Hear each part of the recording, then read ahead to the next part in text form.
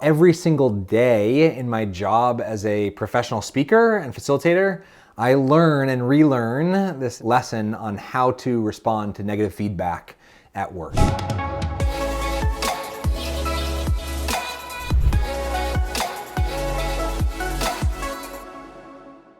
In college, I was in a class, and as part of the class, we were instructed to read this book called The Four Agreements. Some of you might have heard of this book. It's like I've learned since that it's quite a popular self-help book. There are 4 agreements that you make with yourself. I don't remember the subtitle, or I don't even remember all the book. I remember that it was short enough that you could probably read it in like a handful of trips to the bathroom. But one of the ones that really stuck out to me was the idea of don't take anything personal.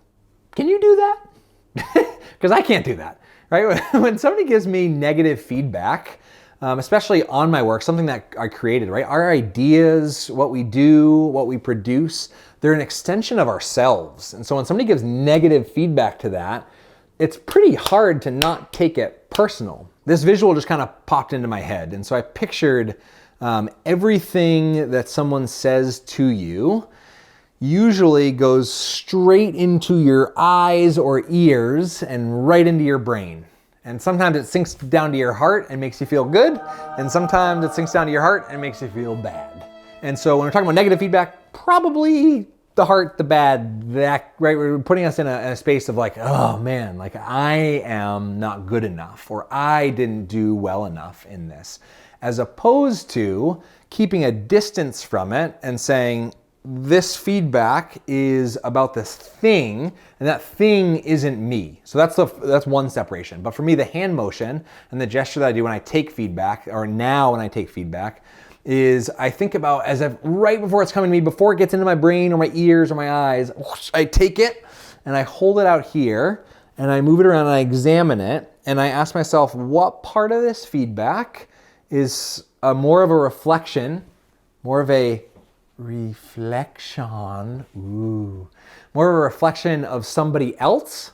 Oh, we gotta move it. So which part of the feedback is more of a reflection of that person than it is of you, right? And sometimes negative feedback, it could be more of a reflection of the state of mind they were in that day, because 3 hours before they got in a fight with their daughter, and then they looked at the report that you sent over or the thing you produced, and they gave you negative feedback on it because they were still on tilt from this fight with their daughter. And sometimes it helps me. I just make up a story. If I take a negative feedback that I don't feel like has basis in reality, I just make up a story about how horrible their day was and say, that might be more a reflection of you than it is of me. Now, that said, transferring down into the lesson that I learned from when I told my dad I was getting married for the first time, he said something to me that has probably saved my marriage many times over, which is, no matter what state you're in, no matter what state Kate is in, no matter how lovely a moment is, no matter how hard or frustrating a moment is, know that there is always a hint of truth, at least a hint of truth, in anything Kate says or shares. You know, when you get negative feedback from somebody who knows you really well, who really cares about you, it's especially hard to not take personally because they know you so well, right? Whereas like some stranger, like if you leave some really nasty comment and I don't know you, cool, right? It's like, we don't know each other. You don't actually know me well enough. You've only spent 4 minutes with me. You don't know me well enough to be able to offer me feedback. Whereas if you told me I've watched every single one of your videos and I hated every single one, that might cut a little bit deeper. I might have to do a little bit more examination of that in order to really unpack that dynamic. Remembering A, that feedback might be more reflective of that person or the state that they're in. And then B, there's probably always a hint of truth, and it's valuable to take that hint of truth and keep it. So here's an example. When I designed We Connect cards for the first time, so it's this deck of 60 questions. I think they're super cool. The world thinks they're super cool. They're being used in 80 countries around the world to create conversations that matter. And partly because they're being used in 80 countries around the world to create conversations that matter, I get a lot of feedback about the deck, right? I had, say, a pastor reach out and say, hey, why aren't there any questions about God in here? I had somebody who worked around disabilities advocacy and noticed that the actions, so there's a question on one side of the card and an action on the back, kind of to breathe in this metaphor that conversation is action right before it happens, right? I kind of like that metaphor. And there are some other uses for the deck. Anyway, they pointed out that there was nobody in a wheelchair on the back of the cards. And then I had somebody, I already had the pastor reach out. I had a rabbi reach out and say, ooh, what if we created a Jewish version of these? And like the list goes on, like pick a niche and somebody has some feedback, right? Elementary education teacher wants a deck just for kids.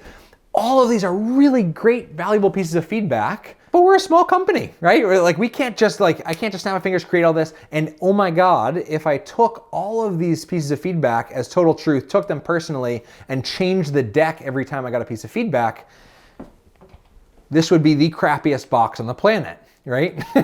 Don't get me wrong, don't mishear me or my intention too. I actually love feedback because when enough elementary school teachers say you gotta have a kids deck, I'm gonna create a deck specifically geared and test them on kids under the age of 11 and make sure the deck is really catered toward them. For now, I just adapt and the cards are color coded. So green cards tend to be a little bit more fun and light. Blue cards tend to be a little bit deeper. And so if you want the kids deck, just use the green cards, right? So, taking that feedback in and making it useful, right? I'm not interested in just disregarding everybody's feedback. In fact, my ear for feedback is extremely huge.